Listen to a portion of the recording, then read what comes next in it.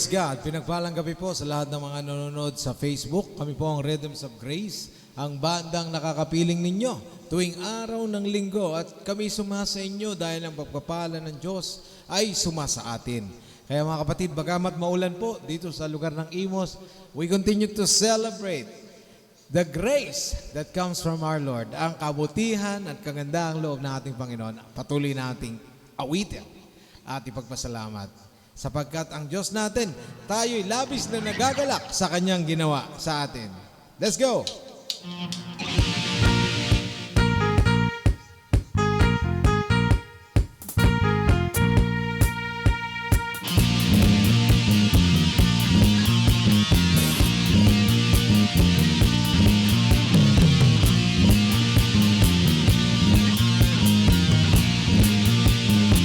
Mga labi ko!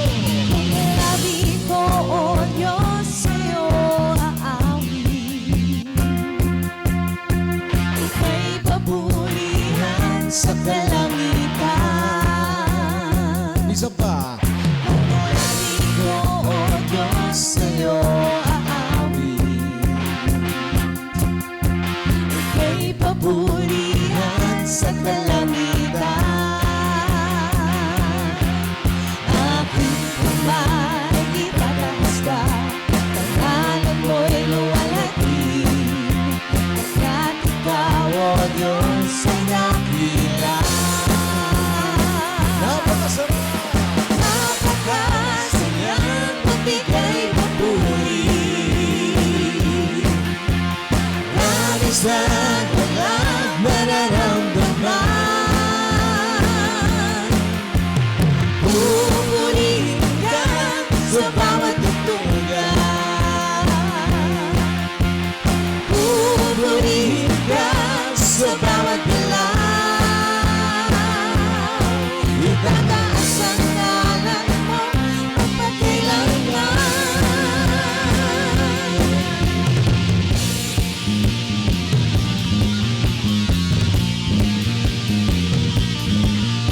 Taglay mong lakas, O Diyos, purihin ka. Sisigaw sa buong mundo, labis mong gawa. Puso ko ay tuwang-tuwa, kasi yan ay umaabang. Katapatan mo, O Diyos, ay dakila. Napakasaya! Napakasayang magbigay papuri. Labis na galak nararamdaman. Pupurihin ka sa bawat tutugan. Pupurihin ka sa bawat galaw. Itataas ang ngalan mo magpakailanman. Napakasaya! Napakasayang magbigay papuri. Labis na balak! Labis ang galang nararamdaman. Pupurihin ka! Pupurihin ka sa bawat tutugan. Pupurihin ka sa bawat galaw. Itataas ang ngalan mo magpakailanman. Sa taglay mong lakas! Sa taglay mong lakas, O Diyos, purihin ka. Sisigaw sa buong mundo, labis mong gawa. Puso ko ay tuwang-tuwa, kasi yan ay umaabang. Katapatan mo, O Diyos, ay dakila. Napakasayang magbigay papuri. Labis na galak nararamdaman. Pupurihin ka sa bawat tutugan. Pupurihin ka sa bawat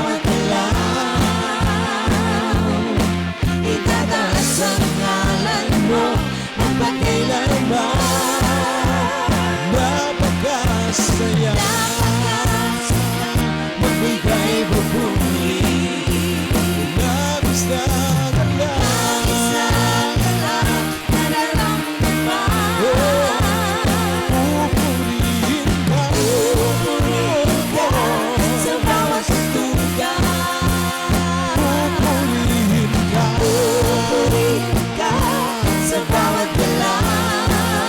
itataas, Itataas ang ngalan mo, magpakailanman, magpakailanman.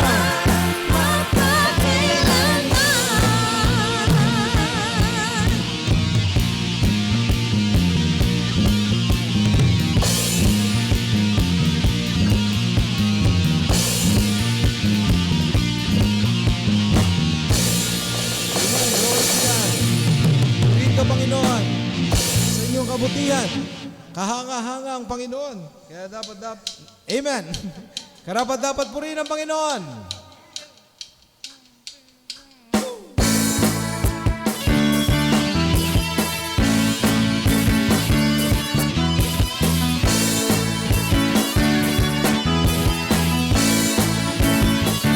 Madakilang.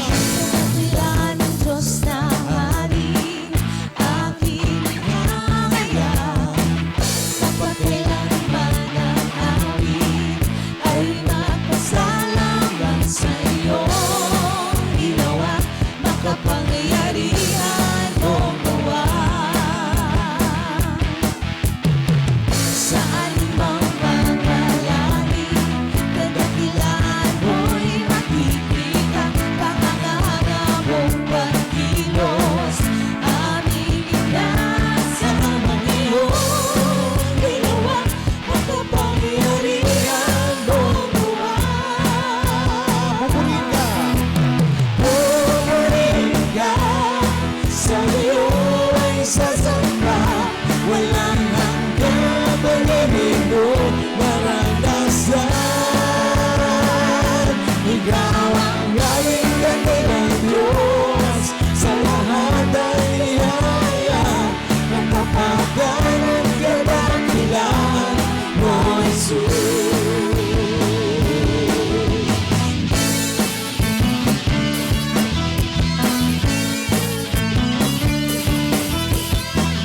Dakilan ng Diyos na hari, aking hinahayag.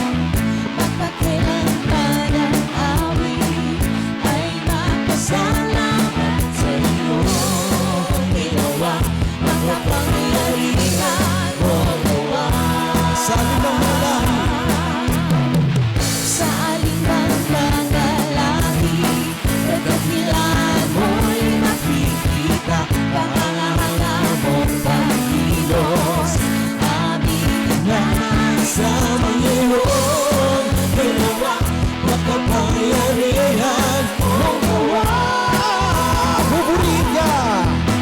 Pupurihin ka, sa iyo ay sasamba.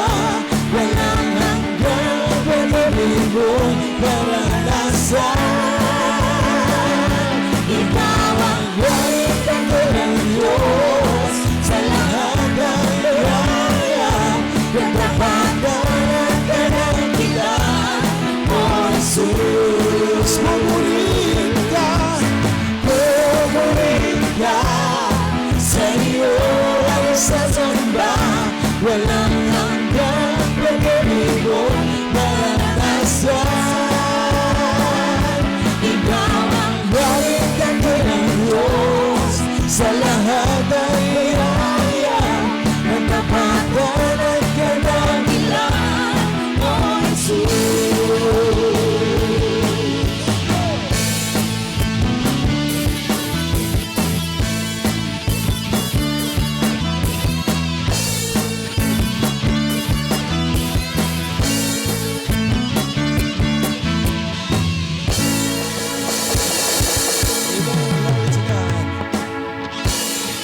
Salamat sa Diyos. Salamat sa Panginoong Hesus.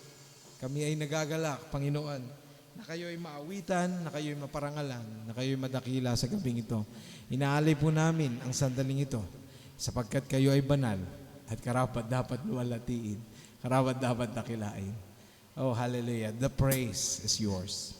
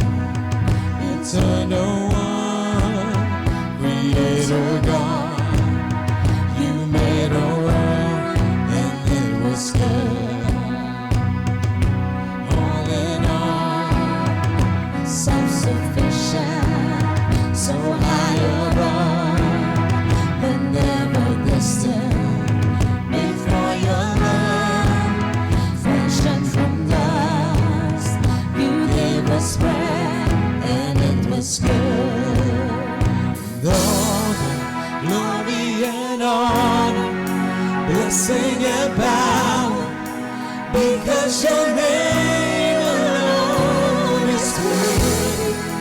Worthy forever, the praise is yours.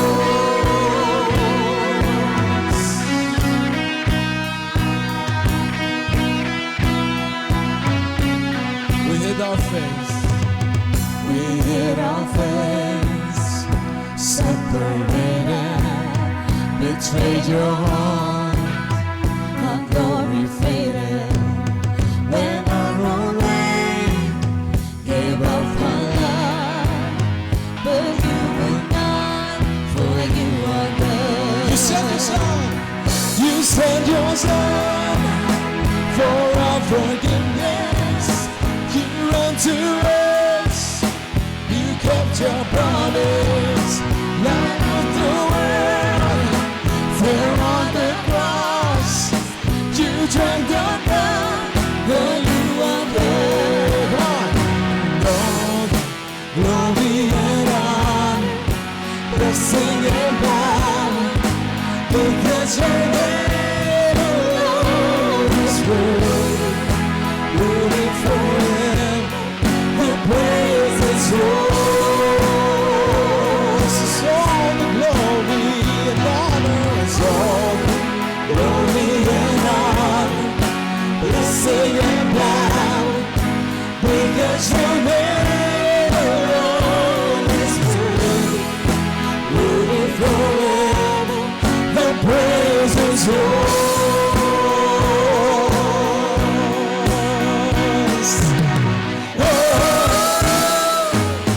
Oh, glory to God, for you are good.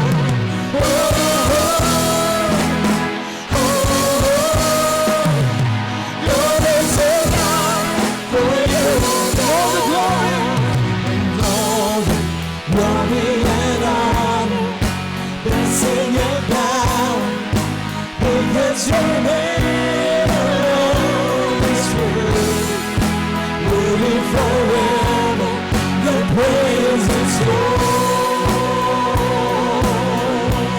All the glory and all the glory and honor, blessing and power, because your name alone is worthy. Jesus, worthy forever, the praise is yours.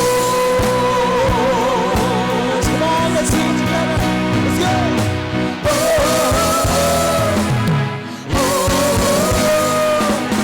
glory to God, for you are good.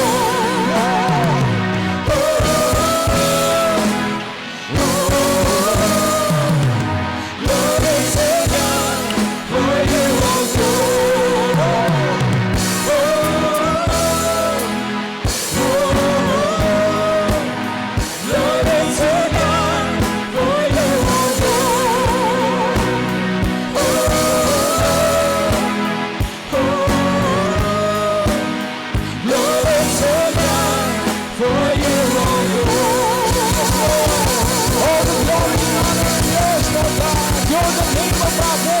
Jesus, name above all names, you are worthy of all praise.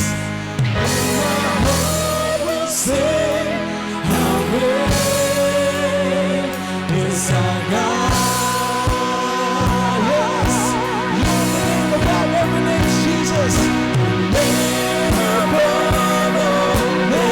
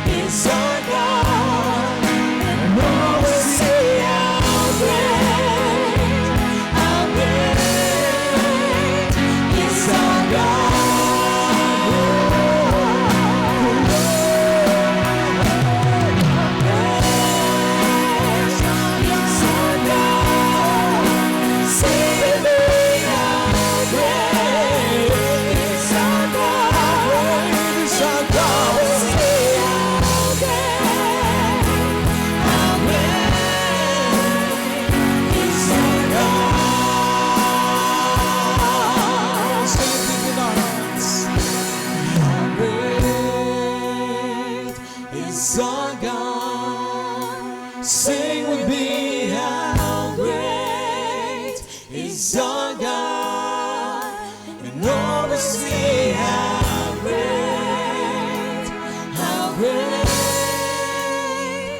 is our God.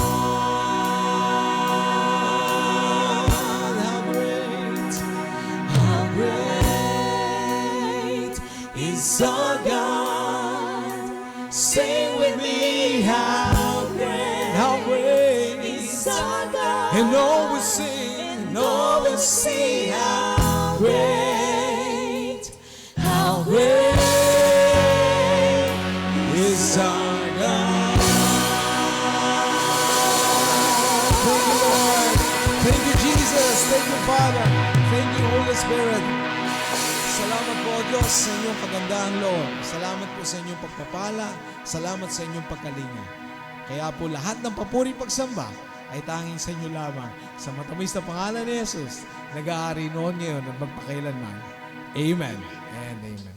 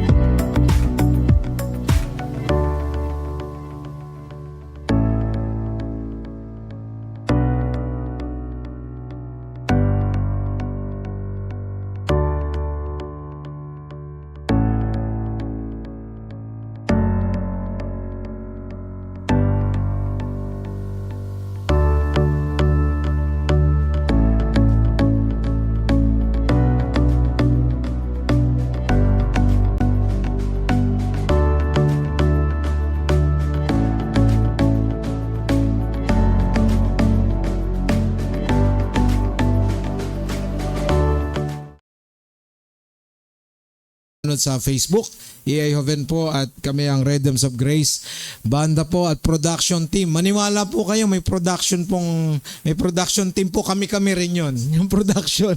So nakasama ko po sa keyboard si Papa Tani Nathaniel Liso ng aking biyenan. Kasama po si Ate Wendy Niebres, singer. Si Ken Oriel naman na kanyang asawa ay ang aming direktor at ang nag-ooperate po ng lyrics kanina. Si Mamay naman, Mamay Hipri o si Ate Faith, ang aking may bahay na siyang aming drummer. Amen. At umaawit kami sa Panginoon dahil kami ay nagagalak. Alam nyo ba na ang Rhythms of Grace, magkakamag-anak kami, pero ang history po kasi nito, tuwing may okasyon, nagkakantahan kami, nagja-jamming kami, magdamag minsan. Inaabot kami, alas 4 madaling araw kami nila Papa. Alas 2 siguro, no? Alas 2, pero pagod na kami nun. So, ang hiling ko sa Panginoon, sumamba kami sa Diyos. At ito na nga, sama-sama kami umaawit, sumasamba sa nag-iisang Diyos. Kaya kami nagpapasalamat sa kagandahang loob ng Panginoon. Kasi kung hindi nangyayari yun, kung hindi yun naganap, hindi rin magaganap ang kalooban ng Panginoon. Amen. Glory to God. Kaya ngayong gabi mga kapatid, kami ay lubos at nagagalak na sumasamba sa Diyos at nalilid namin kayo.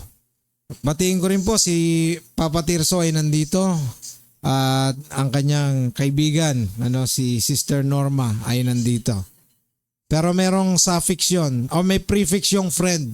Kayo na po bahala magdagdag doon, sa friend. Blank friend. Okay. So, okay. Sister Norma po. Ano po ba apelyido ni Sister Norma? Oclarin. Okay. So, Oclarit. Ako Larit. Okay, salamat po.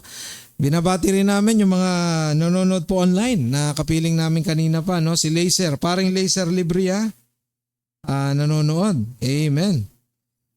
Regards dyan kay Mia sa mga bata. Na-miss na nila Easy pero tulog si Trixie ngayon eh. Ninang Michelle, Pastora Michelle Abuda, Pastor Noel Abuda, salamat po sa mga buhay nyo. Pinagpapala kayo sa Canada. Tito Michael Lizon is watching. Thank you po. Glory to God. At nag-comment pa. All the way from Riyadh, Saudi Arabia. Amen.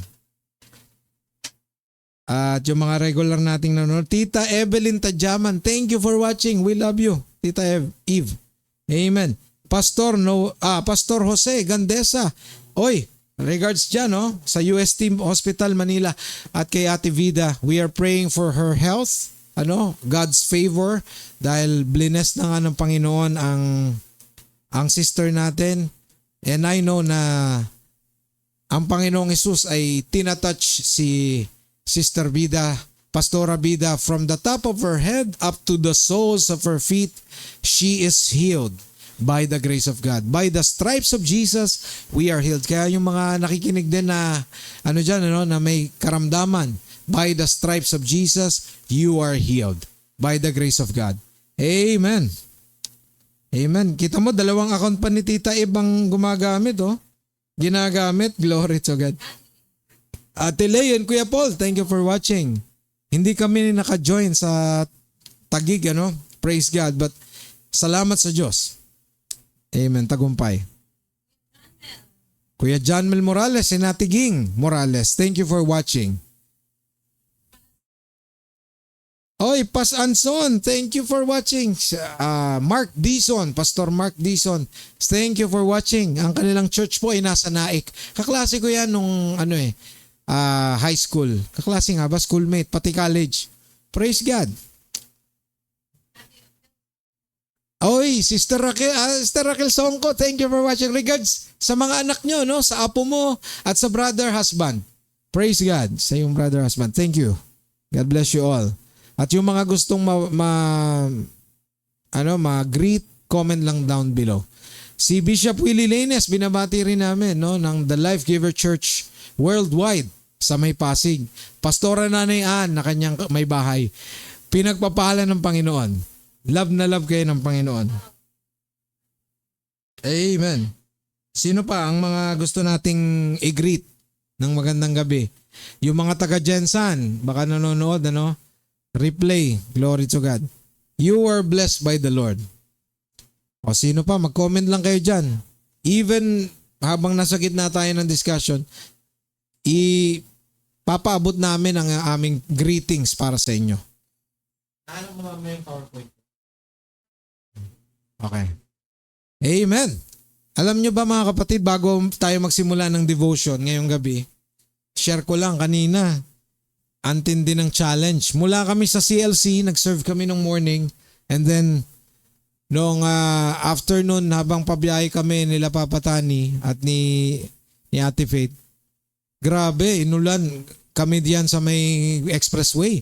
Pagdating dito sa may papasok na sa amin, bahang-baha. Kaya hindi kami nakarating on time. Pero ang grasya ng Panginoon ay talagang nag-uumapaw. Nakapasok kami dito parang 6:45 na. Nakarating kami dito. At ito ay patunay na napakabuti ng Panginoon sa atin. Hindi ibig sabihin na may masamang panahon. Nagkukulang ang Diyos. Hindi ibig sabihin na ang Diyos ay nais tayo maging kawawa. Sa halip ang Diyos ay todo-todo kung magbigay sa atin. Kaya it is our response. Paano ka magre-response doon?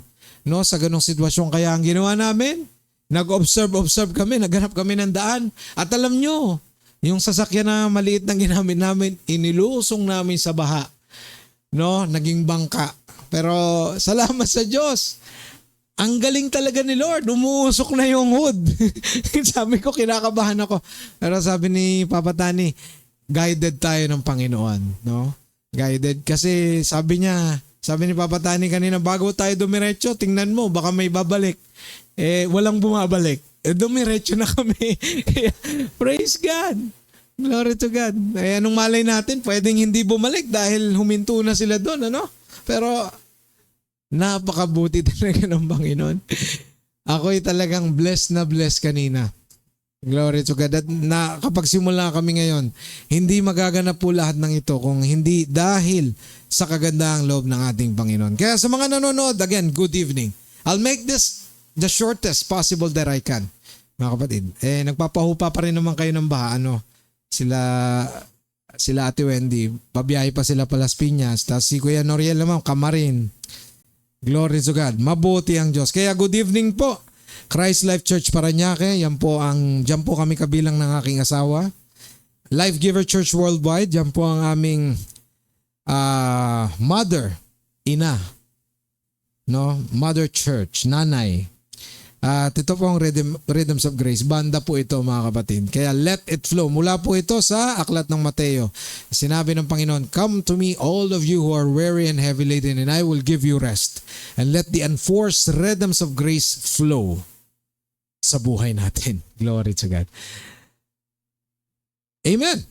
Kaya ang pamagat ng ating pag-aaral ngayon, discipleship. Plant now, harvest later. Mula pa rin po kay Pastor Noel sa Matthew 28 verses 19 to 20 at i-relate natin yan sa Galatians chapter 6 verses 7 up to 8. Amen. Sa agriculture mga kapatid, kung magtatanim ka ng mangga, hindi ka pwedeng umani ng mansanas. Totoo po yan mga kapatid. Kapag nagtanim ka ng mangga, hindi ka pwedeng umani ng mansanas. And vice versa. Kapag nagtanim ka ng mansanas, hindi ka pwedeng umani ng mangga. Kasi, yun na yun. Design yun ng Panginoon. That's the way it is. Ang Diyos ang may akda niyan. Kaya wag tayong magtaka, mga kapatid. Diba? Gayon din sa spiritual life. Kung anong itinatanim natin, yun din yung inaani natin, mga kapatid. Kaya nga sinabi ni Jesus sa Matthew 28 verse 18, nasa Kanya na lahat ng kapangyarihan. At ibinibigay niya, itinatransfer niya sa mga alagad. It is for them to receive. At nasa kanila po yun kung gagamitin nila yung kapangyarihan ng Panginoon, to serve ang minamahal ng Diyos. Kaya nga sinabi ni Jesus kay Peter, pakakainin mo ba ang aking tupa, di ba? O, di ba? So, kaya kaparti po yun mga kapatid. Challenge sa mga alagad. Kaya balikan natin, puntahan natin yung Matthew chapter 28 verses 19 to 20. Ano po yung sinasabi nito mga kapatid? Matthew 28 verses 19 to 20. Alam ko meron yan eh. Yan.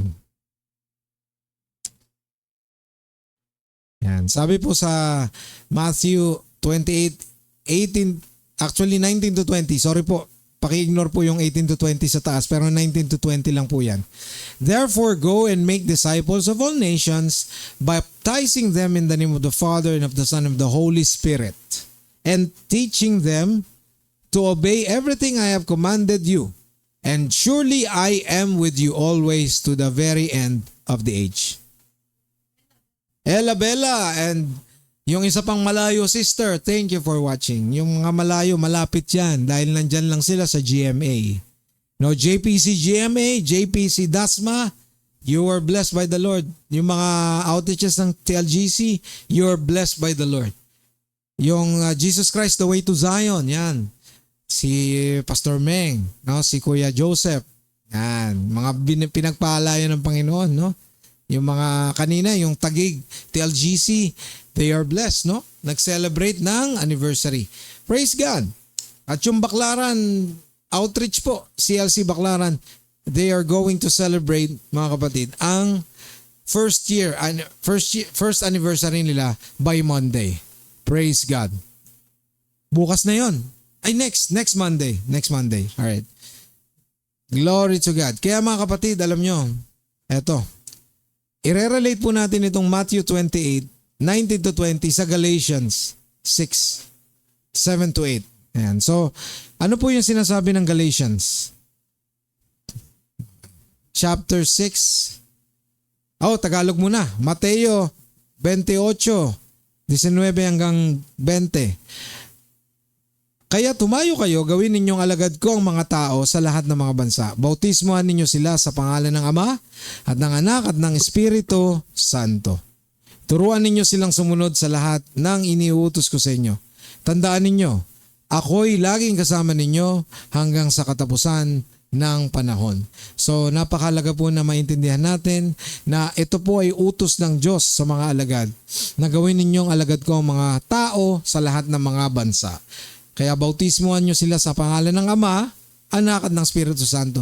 Kaya nga po malinaw na Trinity ang Panginoon, Holy Trinity, na meron siyang tatlong persona. Ang Diyos po natin ay tatlong persona. Turuan ninyo silang sumunod sa lahat ng iniutos ko sa inyo. Inutusan ng mga alagad kaya ipapasa po ng mga alagad sa mga tao. Laging kasama ninyo hanggang sa katapusan ng panahon. And how can we relate that to Galatians chapter 6? Yan. Verse 7, do not be deceived. God cannot be mocked. A man reaps what he sows. Sabi po yan sa NIV. Sa Tagalog, huwag ninyong linlangin ang inyong sarili. Hindi maaaring tuyain ang Diyos. Kung ano ang itinanim ng tao, iyon din ang kanyang aanihin. So mabuting balita, Tagalog. Kaya plant now, ang title po ng pag-aaral natin, Discipleship, Plant Now and Harvest Later. Kaya iaano po natin yan, tatalakayin natin yan ngayong gabi. Paano ito related doon sa The Great Commission ng Matthew 28? Tingnan natin, Galatians 6:7. Alright, so may tatlong punto tayo. Unahin ko na. Ang unang punto, mga kapatid, the call to sow. Matthew 28:19. Jesus calls us to go and make disciples. So kapag sinabing disciples, galing yan sa salitang discipline. Disiplina, mga kapatid. At yung disciple, syempre, disiplina ng Diyos o disiplina ni Kristo, yung hahayaan na dumaloy sa buhay. Kaya yun yung relatable ang mga alagad doon dahil kitang-kita nila kung paano namuhay si Kristo. At sila yung mga buhay na saksi. Nalaman nila, nakita nila, napatunayan nila, nakasama nila si Jesus na nabuhay, kumain, nagutom, tinukso, pinahirapan, pinatay, kinatay si Jesus, nagsakripisyo at nung ikatlong araw nabuhay na magmuli at kitang-kita nila Resurrection Day and even yung Pentecost umakyat si Jesus sa kanan ng Ama sa langit. Kitang-kita po yun ng mga Hudyo, ng mga tao nung araw at itinala po nila yan. So, go and make disciples. Kapag tayo naman dito sa lupa, ang pagtatanim dito ay pagbabahagi ng gospel at pagtuturo ng salita. Meaning, i-share mo siya sa family mo, i-share mo siya sa friends mo, i-share mo siya sa community mo, sa work. Kung minsan hindi mo kailangang paghirapan i-share si Jesus. Example, may gusto kang tulungan, may bagyo, naghirap sila, at maaaring biktima ng sakuna. Aabutan mo ng tulong, of course, and then sasabihin mo lang na mahal ka ng Panginoong Hesus. Sasabihin mo lang, Jesus loves you. And then, pag narinig nila yun, of course, malaking encouragement po yun, mga kapatid. Kaya dito sa lupa, mga kapatid, yung pinapagawa ng Panginoon, magtanim tayo para magkaroon ng mga disipulo ng Panginoon.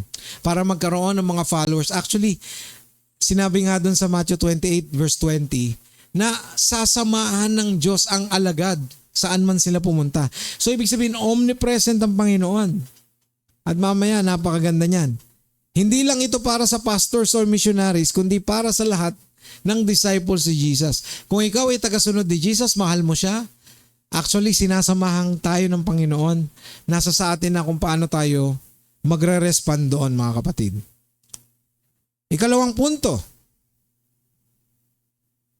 Ano po ang ikalawang punto? Yung una, the call to sow. Pangalawa, the warning to obey, mga kapatid. The warning to obey. God cannot be mocked. Hindi mo pwedeng lokohin ng Diyos. Hindi pwedeng tawaging disciple ka pero hindi tayo sumusunod sa utos ng Diyos. Kaya nga nung binago ng Diyos ang tao, may transformation. 2 Corinthians 5:17. So if anyone is in Christ, he is a new creation. The old has gone, the new has come.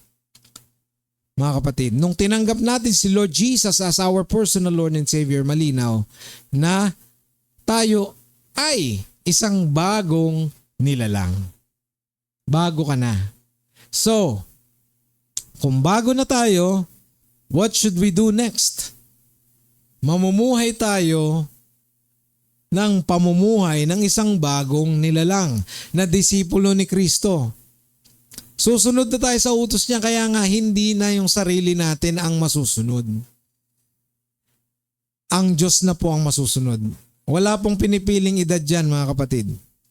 Matanda, bata, sabi nila may ngipin o wala. Girl, boy, bakla, tomboy, butiki, baboy. Yun yung mga biro-biroan ng bata, di ba?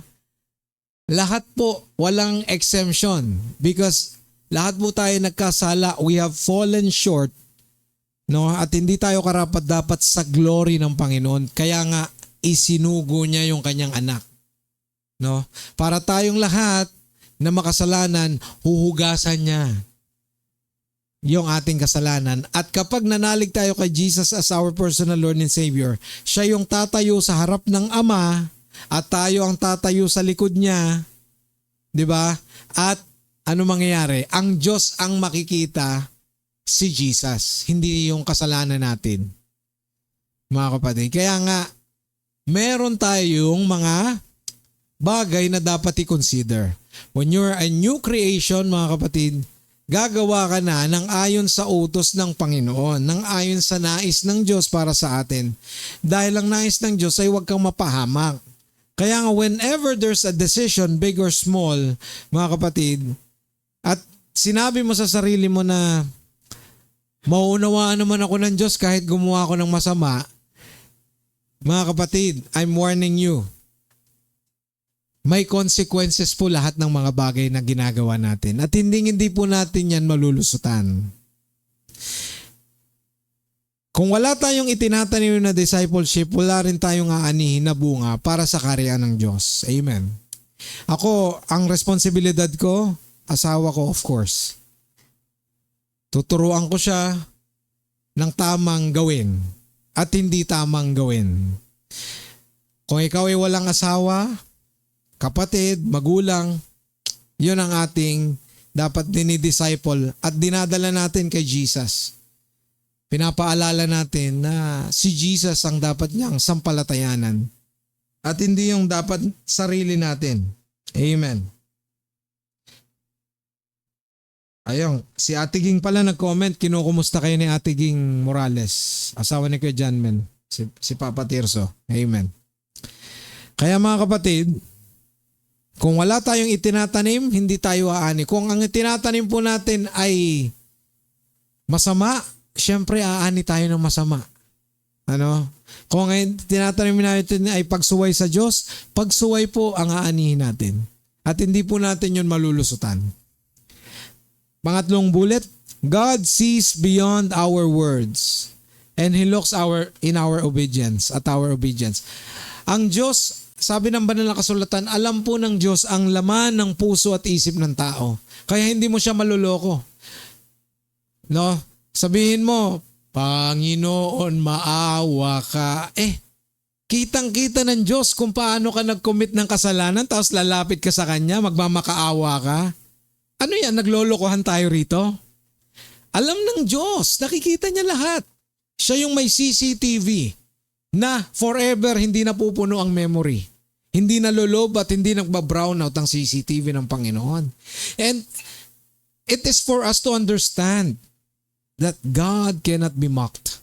Huwag tayong maglokohan, mga kapatid. Totoo po yan. And I'm telling you, mga kapatid, naranasan ko na po yan. Kasi ang mga consequences, hindi po natin malulusutan. Kahit sabihin natin na, Lord, ibibigay ko lahat para sa iyo. Totoo ba yan? Sige nga. Alam ng Diyos kung ano ang laman ng ating puso. Alam ng Diyos kung ano ang laman ng ating isip. Alam niya kung ano yung gagawin mo bukas. Alam niya yun. Kaya mga kapatid, isa lang yung pagpapakita na tayo ay mahina. So what is our response sa Panginoon? Hindi magpapakabanal ka na babawiin mo lahat ng ginawa mo para maging maganda ka sa harap ng Diyos. No. Ang gusto niya lang sumampalataya ka kay Jesus na siyang nakagawa ng mga bagay na hindi natin kayang gawin. Ganun lang, simple lang. Kasi ang Diyos madaling kausap eh. Kasi di ba, humingi, bibigyan, humanap, kasusumpong at kapag kumatok, pagbubuksan ka ng Panginoon. Ganun ang Diyos eh. Madali siyang kausap ang tao. Sasabihin ngayon, ganito na ako, bukas iba. No, sasabihin, mangangako ko sa iyo, bukas mapapako. Ganon kasi ang nature ng tao. Pero ang Diyos hindi po siya nagbabago. Kaya pangatlo, ano po ang pangatlong punto, mga kapatid? Ngayong gabi, discipleship plant now and harvest later. Ay, ito pala. So bago tayo pumunta sa pangatlo, Galatians chapter 6 verses 7 to 9. Kung ang ninanasa ng laman, ang sinusunod ng isang tao, kamatayan ang aanihin niya. Amen. Pero kung ang banal na espiritu ang sinusunod ng isang tao, matatanggap niya mula sa espiritu ang buhay na walang hanggan. Amen. Actually, 8 to 9 lang po ito mga kapatid. Kung ang tinatanim mo ay ukol sa laman, kamatayan po yan. Pero kapag ukol sa espiritu, ukol sa kalooban ng Panginoon, mga kapatid, sigurado, may enjoy pa natin yung buhay natin. Kaya huwag tayong magsasawa sa paggawa ng mabuti sa verse 9. Dahil sa tamang panahon, matatanggap natin ang ating mga gantimpala kung hindi tayo susuko. So reward po yan. Iba ang reward po sa salvation. Salvation is when you believe in the Lord Jesus as your personal Lord and Savior at hindi ka na paparusahan doon sa dagat-dagatang apoy. So balit, whenever, right now, di ba, we are a new creation, you're doing good, kasi pinagpala ka ng Panginoon, ginawan ka ng mabuti, and you're doing that dahil naintindihan mo na bagong creation ka na, wala na yung makasalanang nilalang, mga kapatid, sa'yo, you will do good. Nadadapa tayo eh. Gumagawa tayo ng masama eh. Minsan intentional, minsan hindi. Pero kapag you know na ini-intentional mo nang gawin and then sinasabi mo na hindi ito mali, walang mali dito. Aba, may mali sa isip natin. And that also that is an evidence, yung term pala is the evidence. At yun ang ebidensya na ang tao ay nagkukulang sa harap ng Diyos. Tanggapin natin yun. Huwag tayong magmalaki na, Lord, ang tagal-tagal ko na naglilingkod sa iyo, Lord. Alam ko hindi mo na ako titingnan ng masama pag ako'y nakagagawa ng masama. So, God cannot be mocked, mga kapatid. Yun po ang totoo. Kaya ilagay po natin yan sa ating isip at ibaba natin sa puso. Dahil ang Diyos ang nakakaalam ng lahat. Mapagpatawad siya at mapagmahal. Kaya tayo new creation, padaluyin po natin ang buhay ni Kristo sa buhay natin. Nahirapan tayo, humingi tayo sa Kanya ng kalakasan. Lord, di ko kaya. Tulungan niyo ako. Yes, of course. Ang Diyos ang magsasaayos ng lahat ng bagay. Kasi ang gusto ng Panginoon, full dependency sa Kanya. Mga kapatid, dumako tayo sa pangatlo. The promise of the harvest. Galatians 6:8-9, tsaka Matthew 28, verse 20. Those who sow to please the Spirit will reap eternal life. Yun yung mga nagasik para sa kalooban ng Espiritu ay magkakaroon ng buhay na walang hanggan. That is when you believe in Jesus, yun yung paggasik mo eh. Kasi the Spirit is telling you. Kaya nga kami nung sa dati namin church, napakainit ko nung kahit sa tricycle, kahit sa bus, nagsishare ako nun eh, katabi ko. Kasi nga, na-experience ko eh, no, na kung gaano kabuti ang Panginoon sa akin. Ngayon, when you share Jesus to the people, it's up to them kung makikinig sila sa Holy Spirit or not. Kapag nagasik sila doon ng pananampalataya, that is pleasing to the Lord para tayo maligtas kasi yun naman talaga ang gusto ni Jesus sa kagandahang loob niya. Of course, eternal life yun mga kapatid. And when we obey the Great Commission, we will see our lives changed and multiplied for Christ. Kapag sinunod natin ang The Great Commission, makikita natin yung buhay na nagbabago. Meron nga, hindi ko na ikukwento, no? Pero, hindi ko na ikukwento. Sorry. Hindi ko na babanggatin kung sino. Pero may nagsabi sa akin, yung asawa ko kasi, duda ako kung may Holy Spirit ba yan eh. Pero, nakikitaan siya. Ibig sabihin, nakikitaan siya ng Holy Spirit. So, nandun na tayo. You were blessed by the Lord. No? Minsan kumukontra lang yun, pero nakikitaan ka na pala ng Holy Spirit. Malaking blessing yun. No? Kasi minsan talagang hindi matanggap, pero matatanggap din yun. Eventually, pag pinakitaan mo ng pagmamahal. Amen. Malasakit. Third bullet, Jesus promised, I am with you always. Hindi tayo nag-iisa sa pagtatanim at pag-aani. When we do bad things, nandyan ang Diyos eh. Aniwala ka sa hindi, ang Diyos nandyan pa rin sa iyo eh. Ang problema, sinasantabi mo yung kalooban ng Panginoon. Huwag mo isantabi. Makinig ka.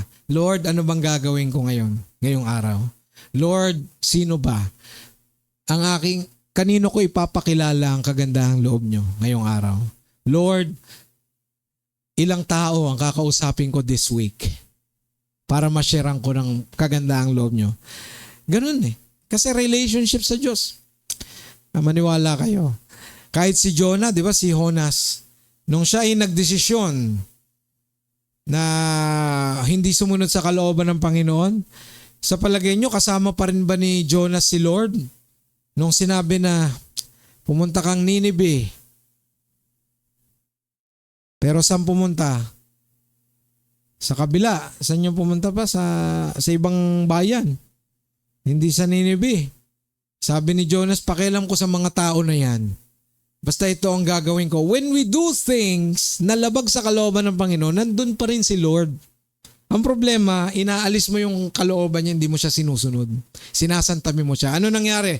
Nagkaroon ng consequences. Nagkaroon ng bagyo.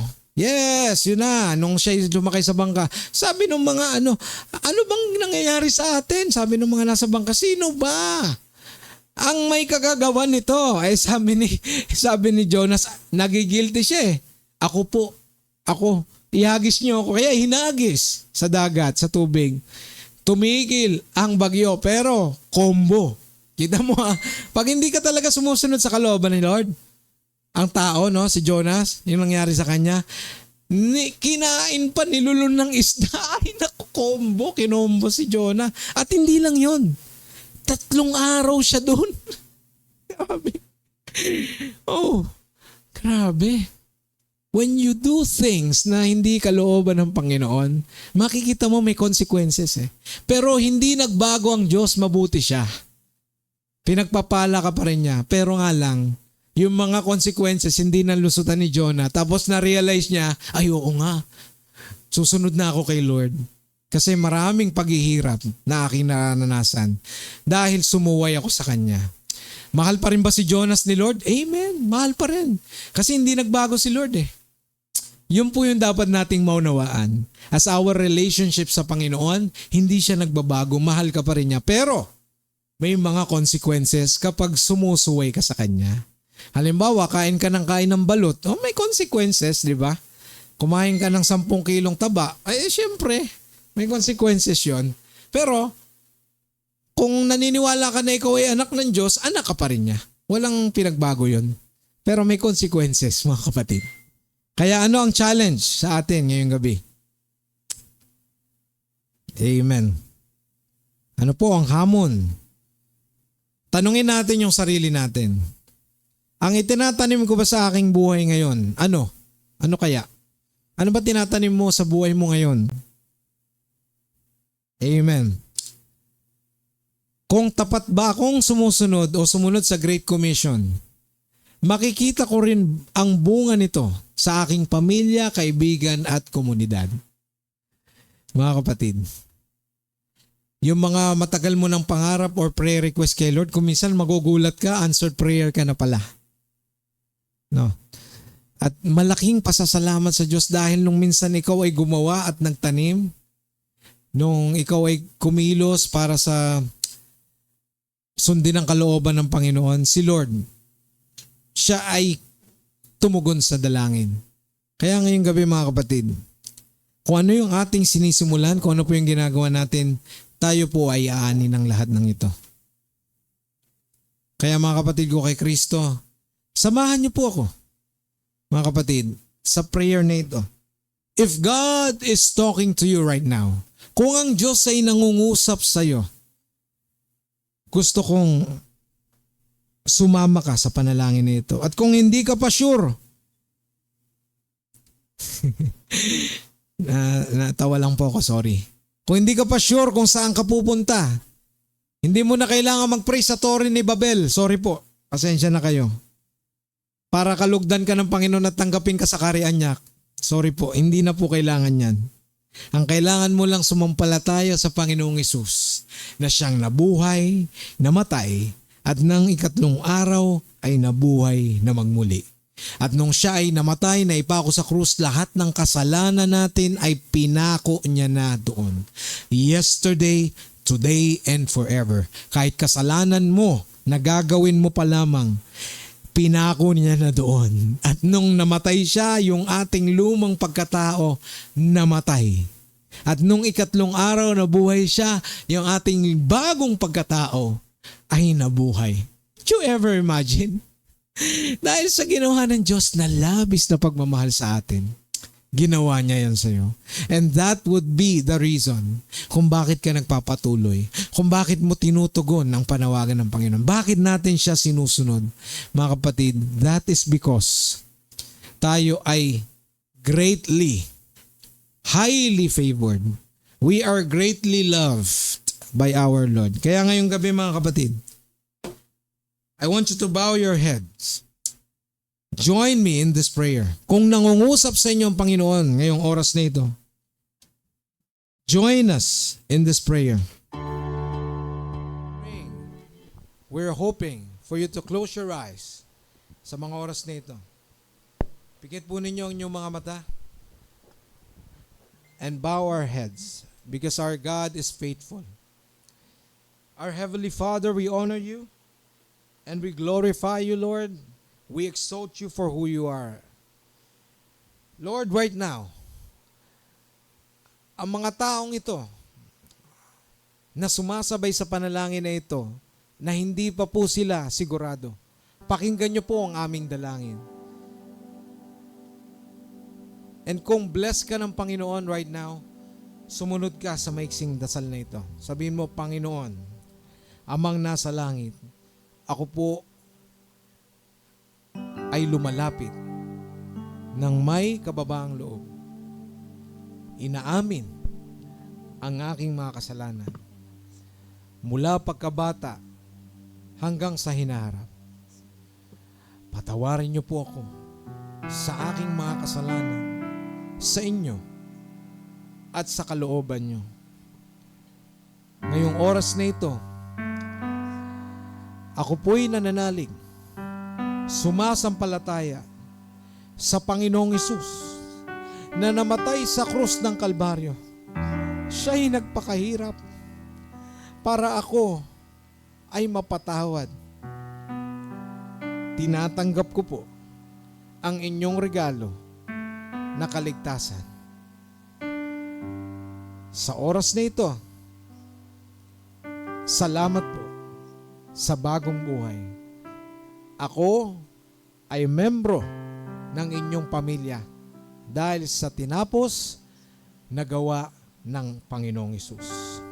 Tulungan niyo po ako na magawa ko ang naisin niyo sa aking buhay. Sa pangalan ni Hesus. Amen. And if you pray that prayer, you are blessed by the Lord. Minamahal ka niyang anak. You are a new creation. And let us sing this song. Awitin natin itong awitin na ito.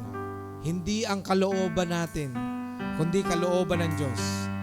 Original song po ni Papa Tani. Join us in this song.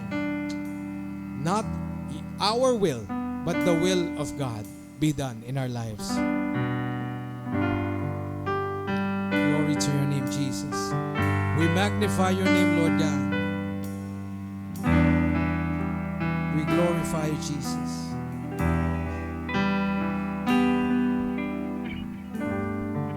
And the road is dark and I cannot see. When the weight I carry feels too much for me, I lift my hands, surrendering my fears, knowing you are near, wiping all my tears. Not my will, but your will be done. Father, guide me to the race is won, through the trials, through the pain. I'll trust in you and praise your name. Not my will, but your will be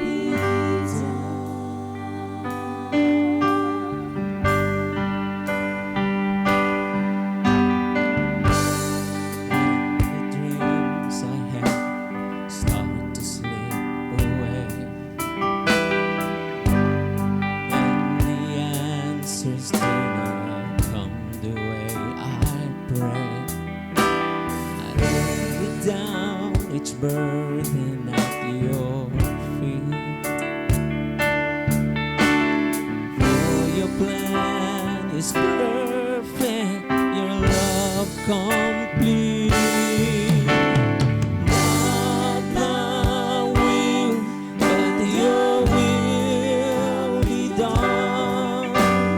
Father, guide me till the race is won, through the trials, through the pain. I'll trust in you and praise your name. Not my will, but your will be done. Teach me to follow, even when I don't understand. Hold me in your mercy with your gentle hand. Your ways are higher, your truth will shine forever and always, Lord. Your will, not mine.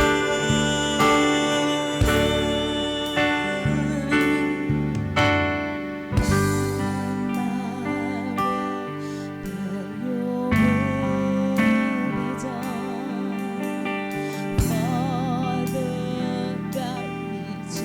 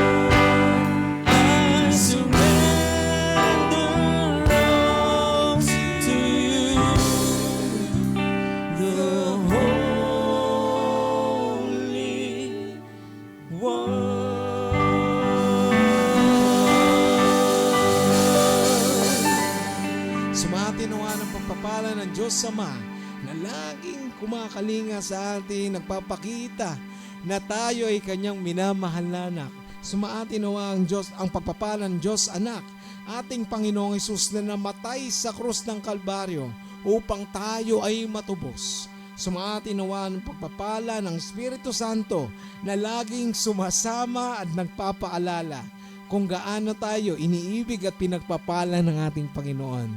Sa pangalan ng higit sa lahat na pangalan ng ating Panginoong Hesus. Amen and Amen. Salamat po mga kapatid. Kami po ang Rhythms of Grace Band. God bless us all. Count your blessings and see you next Sunday. Goodbye po.